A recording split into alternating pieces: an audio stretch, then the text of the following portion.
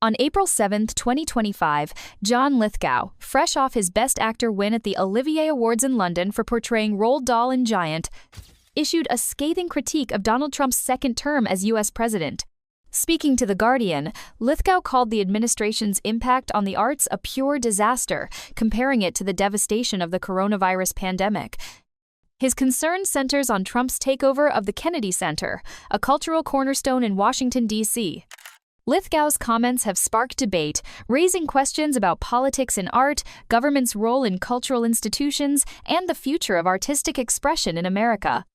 Is Lithgow's assessment fair, or does it miss potential silver linings in this turbulent moment? The John F. Kennedy Center for the Performing Arts has long been a symbol of bipartisan support for the arts in America. Established in 1971 as a national cultural center, it hosts over 2,000 events yearly, from theater to ballet. It's home to the National Symphony Orchestra and the Washington National Opera, and its Kennedy Center honors celebrate cultural icons. Historically, the center operated with a balanced board of trustees, ensuring a nonpartisan approach. That balance shifted in early 2025.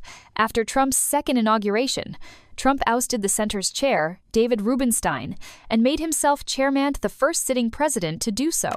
He replaced 18 board members, including Biden appointees like Mike Donilon, with loyalists such as Lee Greenwood and Maria Bartiromo. Trump then appointed Rick Grenell, a Trump ally, as interim president, following the firing of Deborah Rutter, who had led the center for over a decade. Rutter's dismissal was contentious. She had already resigned but was removed early, a move Lithgow called personal. Deborah Rutter was fired even though she'd resigned and had months to go, Lithgow told The Guardian. She's a good friend. We co-chaired a commission on the arts and found the U.S. arts sector was in crisis. It's really in crisis now. The commission had identified systemic issues now worsened by the Kennedy Center's new leadership. The takeover triggered a swift backlash. Artists canceled engagements at the Kennedy Center, citing a new spirit of partisanship. Louise Penny pulled out of launching her Chief Inspector Armand Gamache series, saying, "I couldn't do it and feel good about myself," per The Atlantic. The musical Hamilton followed, with producer Jeffrey Seller canceling its run from March 3 to April 26, 2026, stating, "Our show cannot participate in this new culture being imposed." Trump shrugged, "I never liked Hamilton very much." Other cancellations included Issa Rae and Rhiannon Giddens. Renee Fleming and Ben Folds resigned from advisory roles, and the center's social impact division was dissolved, laying off 7 staff members.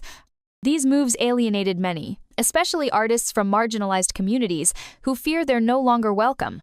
The Kennedy Center should be a beacon for all of America, but now it feels like a mouthpiece for one agenda, an artist told PBS News. Trump claims he's ushering in a golden age of American arts and culture to make art great again. In a February 7, 2025 Truth Social post, he wrote, "The Kennedy Center is an American jewel and must reflect the brightest stars." But his vision has alarmed many. He's criticized the center's programming as woke, targeting drag performances 3 out of 2,000 events last year as anti-American.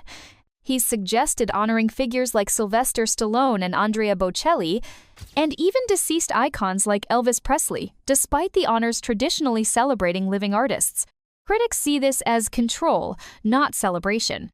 On March 15, 2025, the New York Times reported Trump introduced a resolution giving himself oversight of the Kennedy Center honorees selection, a process once independent. "In the past, radical left lunatics have been chosen. I didn't like it," he said. Some compare this to authoritarian leaders using theaters to project power, as noted in an April 3, 2025 article on The Conversation. John Lithgow views the Kennedy Center takeover as a significant element in a broader assault on the arts, a sector already reeling from previous challenges. "First, there was coronavirus. Now there's this," he remarked, drawing a stark parallel between the pandemic's devastating impact and the current political interference. The COVID-19 crisis had already left the arts in a precarious state, with theaters shuttered, performances canceled, and budgets stretched to the breaking point as artists struggled to survive. Now, Lithgow fears that Trump's actions could deliver a fatal blow to an already fragile ecosystem, potentially stifling creativity and cultural expression at a time when they are desperately needed. Our administration has done shocking, destructive things, he told The Guardian, emphasizing that the Kennedy Center's takeover grieves him the most due to its symbolic and practical implications for the arts community. Despite this grim outlook, Lithgow offered a glimmer of hope, suggesting that adversity often fuels artistic innovation. Bad times create good art, he said, referencing the Great Depression's Federal Theater Project, which produced groundbreaking works amid economic hardship. It gives us something to fight for, and the arts are animated by that, he added, expressing his belief that art can serve as a powerful form of resistance against oppression, even in the face of such daunting challenges. Lithgow's perspective underscores both the severity of the current crisis and the enduring resilience of the creative spirit. The U.S. government and arts have often clashed. During the Great Depression, the Federal Theater Project faced accusations of promoting communism, leading to its defunding in 1939. In the 1990s, controversies over National Endowment for the Arts funding, like Andres Serrano's PIS, sparked debates about government support for provocative art. Trump, during his first term, tried to cut funding for the National Endowment for the Arts, though Congress overruled him. Now, Trump's direct intervention shaping the Kennedy Center's narrative feels like censorship to some. Black Dynamite, president of Committee, a drag artist network, called Trump's targeting of drag shows censorship, plain and simple. Others worry the center will reflect Trump's tastes, favoring mainstream acts over diverse, experimental works. Some conservatives welcome Trump's takeover as a corrective to the Kennedy Center's woke drift. White House Press Secretary Caroline Leavitt told the Wall Street Journal on February 19, 2025, "If you go woke, you will go broke." Paolo Zempoli, a Trump ally on the board, proposed adding a marina on the Potomac, saying, "Just wait, and you will be impressed to say, 'Thank you, Mr. President,' per petabyte S News." There's also a case that the arts can thrive under pressure. As Lithgow noted, challenging times often lead to groundbreaking work. Trump's focus on classic Broadway shows might broaden appeal, though it may sideline experimental art. Some artists have stayed, arguing that abandoning the center cedes ground to Trump's agenda. "Don't abandon us," a staffer pleaded, per The Atlantic.